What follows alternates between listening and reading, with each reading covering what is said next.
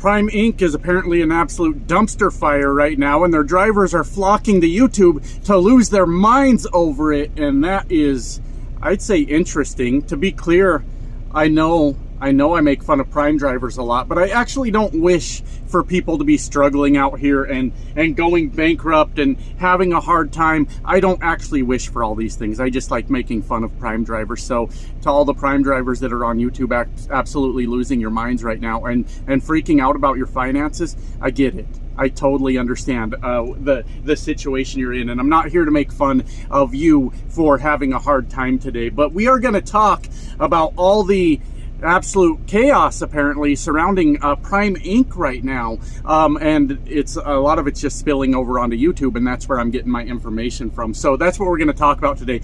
Before we do that, as always seems to be the case lately, thank you guys so much for all the support, watching the videos, subscribing to the channel, all the things that you do, and I have been thanking people for the super thanks that they send to me on the videos, and really means a lot to me, you guys, when you help support the channel, because hey, I'm not living too high on the hog out here myself either, so obviously everything helps. So I want to make sure I get the shout outs to the people that are supporting the channel in that way. So we got Vegas 1994 and Leaf in Transit, both with $5 on the last video. Thank you guys so much. I appreciate that support. And we've got the Wanderer OTR throwing $10 at the channel. Thank you, Wanderer OTR. I appreciate you, man. Thank you so much. That really does help, and it means a lot to me. And then last but not least, of course, we've got Dark688, who has been around the channel forever, was a viewer of the last channel, immediately found this channel when I came back, and has been a very big supporter, you know, in watching the videos and commenting and all that stuff, with $100 on the last video. Thank you, Dark688, for that. I've always enjoyed having you around on the channel and hanging out with me, so definitely always appreciate $100 too. If you guys keep throwing money out like that, I'm gonna have to start putting out for someone. Jesus Christ, that's a lot. That's a lot, but thank you. I appreciate your guys' support so much. Thank you. Thank you. So let's get into the point today, because Prime Inc. has somehow pissed off a lot of their drivers, and they are running to YouTube to tell their story, and it's kind of fun to watch. If I'm being honest with you, this is what always happens to cults every time somebody gets brave enough to speak out, and then they speak out, and then other people start speaking out after that, and next thing you know, you have another Waco situation over in Springfield, Missouri, where federal agents descend on the Prime Inc. compound. I'm just playing. I hope none of that happens. I don't think Prime's actually a cult, but a lot of their drivers have been acting like they've been brainwashed for a lot of years, and it's my responsibility to make fun of that. As a responsible adult, I should be making fun of that. So it all started when they started, I guess, implementing the AI driver-facing cameras, as far as I understand. Now, me personally, I've never understood all the anger around driver-facing cameras. If you're a company driver, when you start getting into like lease purchase and owner operator and stuff, then I kind of do see the point. You know, you're supposed to be the owner of that truck. But as a company driver, I've never seen all the anger around it, you know, all the hooting and hollering that happens about driver-facing cameras. But they say AI driver-facing cameras very specifically. So if I were to guess, it sounds similar to what GP Transco was and probably is still using, where it watches the movement of your head and your eye movement and stuff like that to know if you're paying attention. Yeah, one time I got a phone call from safety at GP Transco because I was filling up my vape tank and I looked down for too long, and they caught me on the camera, and they said, hey, you were looking down for too long. And I guess that's just, it is what it is. Now I use these handy little devices and I ain't got to fill the tank anymore. But that's not the point. That's not the point. That sounds like what they were using. And of course, a bunch of drivers rushed to YouTube to talk about how they weren't happy to be getting those driver-facing cameras. And that's your choice, right? If you feel that way about the driver-facing camera, you can feel however you want to feel about it. What always pissed me off about it is when you get some jackass interrupting a whole orientation to bitch about driver-facing cameras. It's like, you know, if you just shut the fuck up, the rest of us could just get through this class and get in our trucks. But no, by all means, air your grievances. Say whatever it is you need to say, because the rest of our time doesn't fucking matter. That's the guy that always got on my fucking nerves. What are you doing right now? So that's where it started. People started kind of bickering back and forth over that, for lack of better term. I don't fucking care about that. But we've got a bigger situation here, folks. We've got a bigger situation. A lot of prime, ex-prime drivers, excuse me, are running to YouTube now to share their horror stories about basically going broke at Prime Inc. right now. I only know what I know from what people are telling me, okay? That's for the do your research crowd. I only know what I'm hearing, all right? I didn't go call Prime. I didn't ask them what's going on. I can only take people at their word here on YouTube, and I have fallen down the disgruntled prime driver rabbit hole here on YouTube. You know how fucking hard it is to sit through a prime driver's YouTube video? Holy shit. Most difficult thing I've ever done. As a matter of fact, Dark, that $100 you sent me, I think I earned it. I'm not being a dick. Thank you so much for the $100. But if I'm going to be sitting here listening to prime drivers talk for an extended period of time, I demand compensation, goddammit. Have you ever heard a goofy prime driver make a goddamn YouTube video? Worst thing fucking ever. It's hard to sit through, all right? But I've done it. I've been sitting here for days listening to drivers talk about what's going on. But what's even worse, I'll talk about what's going on in a minute. Give me a goddamn minute. What's even worse, or what's even more fucking hysterical, is now prime drivers are turning against prime drivers, which is fucking hilarious. As a matter of fact, I think that should be an event in the Special Olympics. That's right. For our next event in the 2024 Special Olympics, Prime Inc. drivers argue on the internet.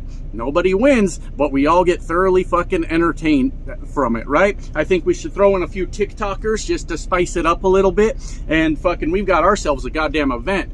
But prime drivers are just attacking prime drivers right now, which I find fucking amusing, and they're all arguing about who's doing what right and who's managing their time the right way and who's making more profit, and it's your own damn fault you're going broke and all this shit. And I gotta be honest with you, I am on the side of the drivers that are going broke, and they're blaming freight rates, and Prime's negotiating these rates, right? And I understand they had to lower their rates to stay competitive and keep their contracts. I fucking get it.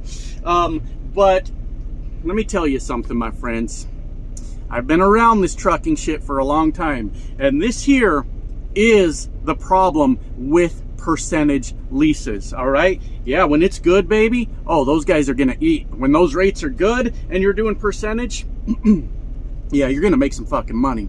You know what happens in a percentage lease when rates are not good? You go broke. That's the fucking answer. That's what happens. I've done it. I've done it. When I first came back on the road a year and a half ago, after my little trucking hiatus, I went into a percentage lease in a bad freight market, and I fucking ended up more broke than when I started, all right?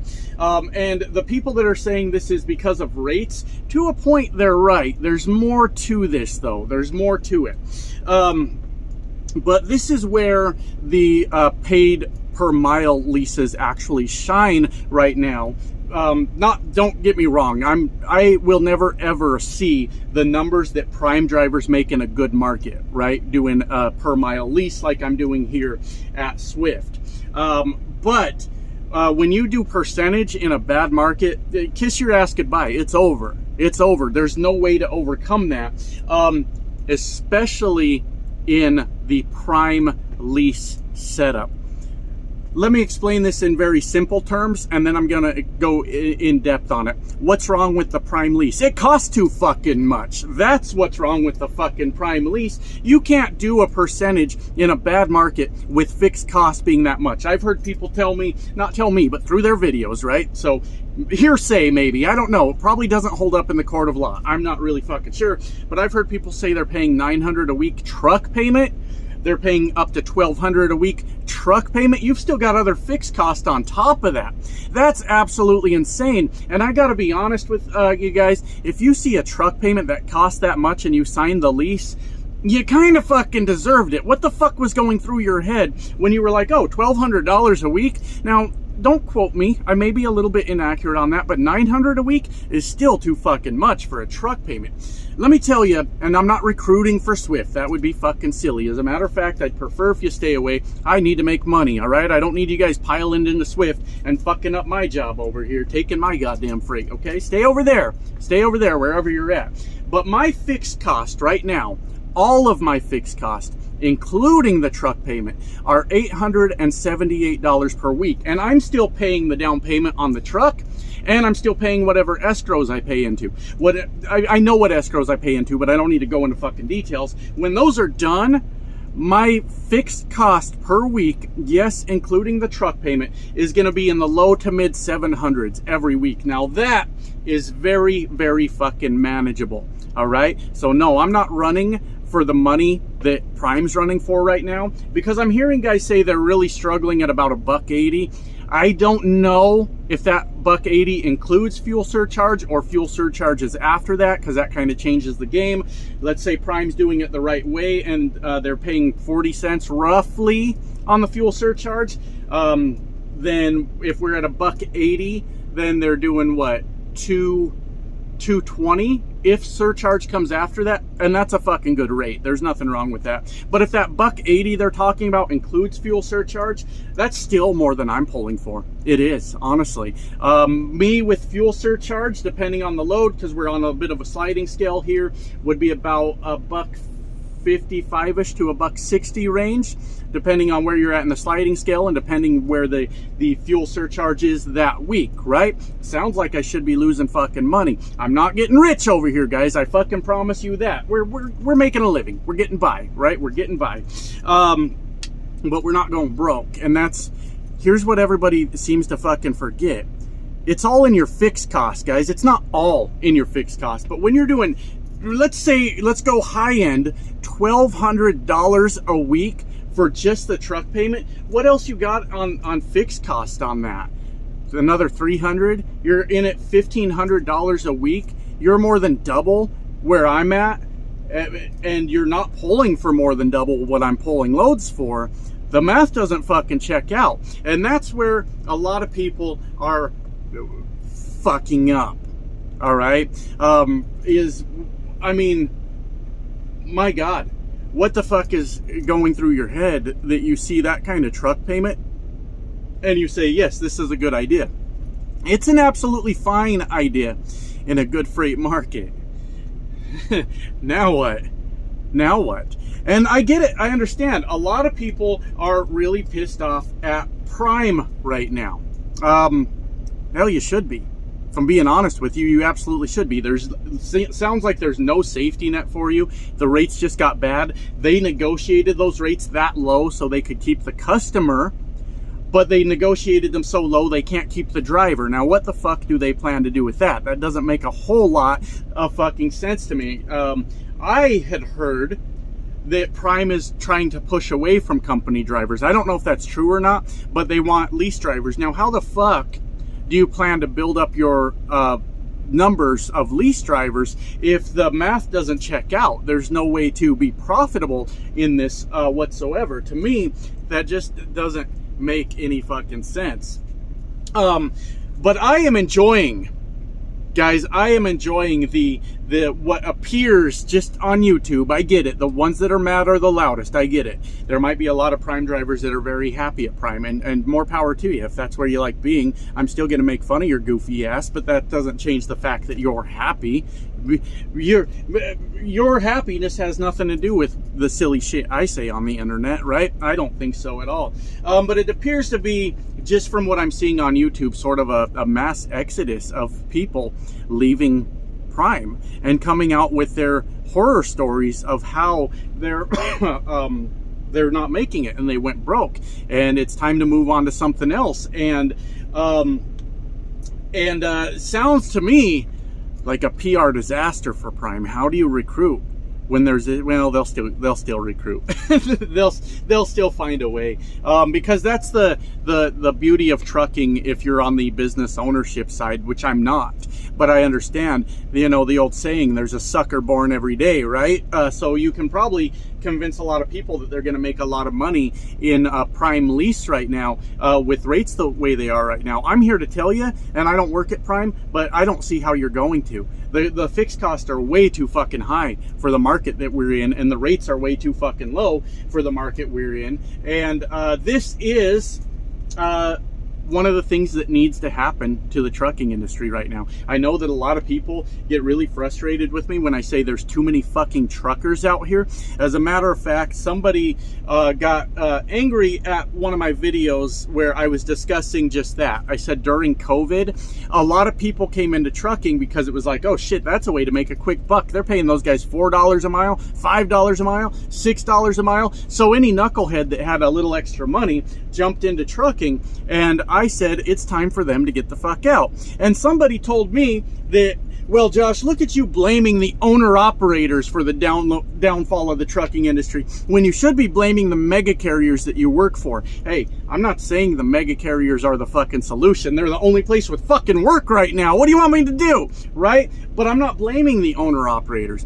I'm blaming the assholes that jumped in when the market was hot and completely fucking destroyed the goddamn market, because now the market is oversaturated with fucking trucks and truck drivers everywhere that never needed to be here. Do you understand my problem? I'm not blaming the old school owner operators, the guys that have been out here forever. I'm not even blaming the guy that was a truck driver and then freight got hot and he was like, oh, I can go buy a truck, and then he did and he became an owner operator. I'm not blaming that guy. I'm blaming the shitheads that were in completely different businesses. They're doing like landscaping or some shit.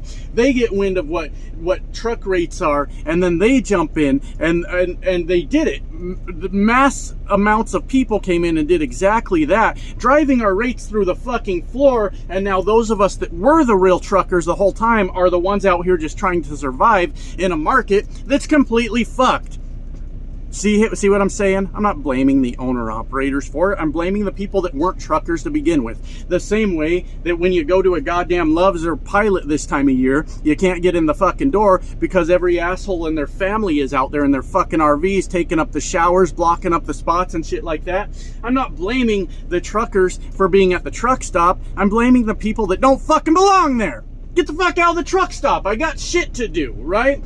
I'm blaming the people that don't belong there. But I know I lost track of what I was saying. I hope you guys forgot too, because now I don't have the ability to circle back and remember what the fuck I was talking about.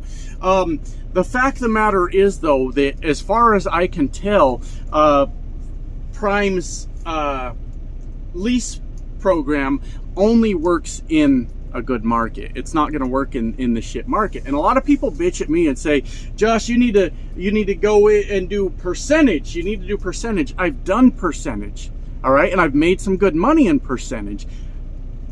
Percentage of what? What are we talking? $1.80 a mile, $2 a mile, and I get a percentage of that. Somebody said, here's a kind of a quirky, weird thing that someone said that maybe I'll do a whole video on, but I've heard this quite a few times. It has to do with the Swift load board, and people say, yeah, but if you use the Swift load board, you don't get paid empty miles, which is true. That's true. If you just dispatch yourself off the Swift load board, you don't get paid empty miles. And I think there's a lot of reasons for that. The first one off the top of my head is so you're not dispatching yourself 1,000 miles to go get that load you want, and then Swift's got to pay out all your empty miles. It's very similar to what an actual owner-operator would do. When they go to the load board and they call up the broker and they want that load, the broker don't give a fuck what your empty miles are. Are you getting the load or not? And you're getting paid for the load. You're not getting paid anything for empty miles. But I've been told a very perplexing thing on that a number of times. And that thing is, Josh, Swift needs to pay percentage then if they're going to not pay you empty miles of the load board, and that would make it better. Fucking how? You're getting paid percentage of the load. Percentage of the load if you move to a percentage-based thing. So if Swift said, okay, we're going to pay you percentage because you are dispatching yourself off the load board, you know what you're getting paid for those empty miles at that point? The same thing. Nothing. You're getting a percentage of the load. Nobody gives a flying fuck about your empty miles, right? And that's the way it works in the real world of owner-operator stuff. So I actually don't mind that Swift does that. Their load board still sucks. It still needs a lot of work. Still needs a lot more fucking loads on it. But if it were, you know, utilizing the whole Swift freight network and that shit was showing up on the load board, your deadhead wouldn't be that much anyways. Like, it's not even anything worth concerning yourself with if, right? Yeah, right, if. But anyways, that's just kind of a funny side note that people have been telling me. I don't think that this is the downfall of Prime by any means. I think that they will continue to be around, but I also think that they're going to have to rethink either how they're doing the lease program or scrap it altogether, which they're not going to do. But if you told me right now in this current market that the truck price by itself was $900 or $1,200 a week, that's a fuck no from me. There's no way I'm touching that lease. That's absolutely fucking absurd. That's a lot to overcome on a weekly basis in a shit freight market. A lot. I appreciate that a lot of Prime drivers are coming to YouTube to talk about how bad it is right now. Not because I want to see Prime go under or anything like that. The whole industry needs a fucking reality check. The market's shit, right? So the companies that are putting it off on you as the driver, even as the lease operator, and saying, well, if they go broke, it's not a big deal. We just need them to keep making that truck payment. Well, that's pretty shitty now, isn't it? That's not good at all. Companies don't realize I guess some well, see, now I feel silly saying this because Prime obviously realizes the power of social media. That's why they're like, don't forget to tell everyone your referral code when you make a YouTube video. They obviously know the power of social media. But I feel like if this keeps going, they're going to find out the power of negative social media, which may lead to good news for all of us, systematic changes inside Prime Inc. for how they do business, or they're going to just lose a lot of fucking drivers. So good for you, Prime, for negotiating rates so low that you could keep your drivers rolling. That's fantastic, but I think you might have went a little too far and negotiated rates so far that there are a lot of drivers having a hard time making it. Now, I know there's going to be like the smart-ass Prime driver that tells me, well, he's making it, and that then so he don't understand why everyone else is making it. Well, maybe you're the outlier, right? Maybe you're not the only person that exists in the world. Isn't that fucking crazy? Everybody's got home bills. Everybody's got fucking debts to pay and all those things. Some have more, some have less. And you making it doesn't necessarily make the whole system okay. You know what I mean? I could look at Swift and say I'm making it. Sure, absolutely. I'd like to get rich on a weekly basis. That would be fucking better. I'd like to make $1 million a week, Swift. That's what I want to make, $1 million a week off of hauling freight. Can we work that out? Can we maybe negotiate that? I doubt we can. But anyways, it's fascinating to see. I don't know if this will get any bigger. I don't know if this will completely implode and Prime is going to have to like figure out a better way, which they should. I don't know if it's just going to stop here. You know, they're not going to get any more bad publicity, but I have seen tons and tons of people running to the internet to say some negative things, and I'm trying to be diplomatic here. I don't actually hate Prime. I think they're goofy, the company as a whole. I think it's fucking silly, sort of the way they run business. I mean, you're talking like the fucking 50,000 miles in a truck with a trainer before you can get your own truck. We all know what you're up to, Prime. You're just trying to get that to be a team truck for as long as possible. Come on now. Don't take us for fucking fools. We know better than that, right? 50,000 miles.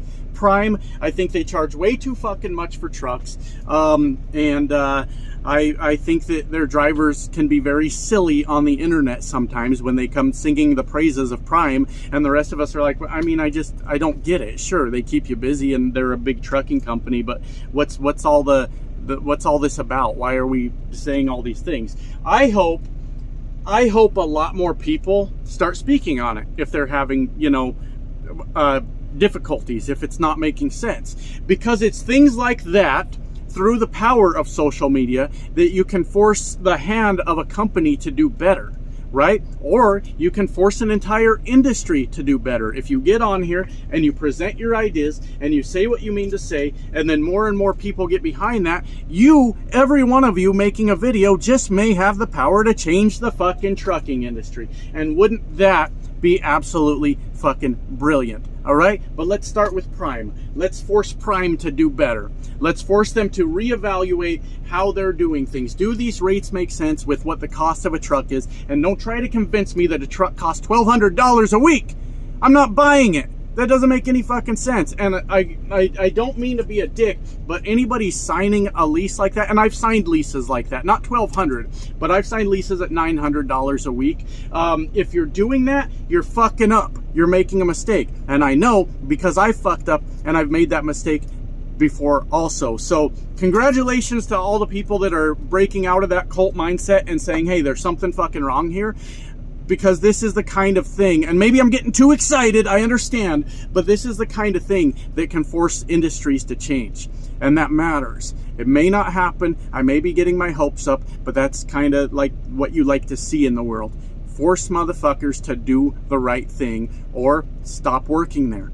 Force them to fucking go out of business then. When they got all these trucks that are sitting on their yard that nobody's paying the payment on, and they got to pay the payment, well, at some point or another, they're going to start thinking about what they need to do it the right way. And as far as I can tell, every time I've looked into the Prime lease, I cannot for the life of me figure out how they're actually doing it the right way for the vast majority of their drivers. Sure, they might be doing it the right way for a few people, but that's why the old Prime driver referral code is so, there's a word for it, but such a big deal, so prolific here on YouTube, is because why are Prime drivers rushing to YouTube to try to get those extra dollars off of referral bonuses? Because they're struggling. That's the answer. Bye now.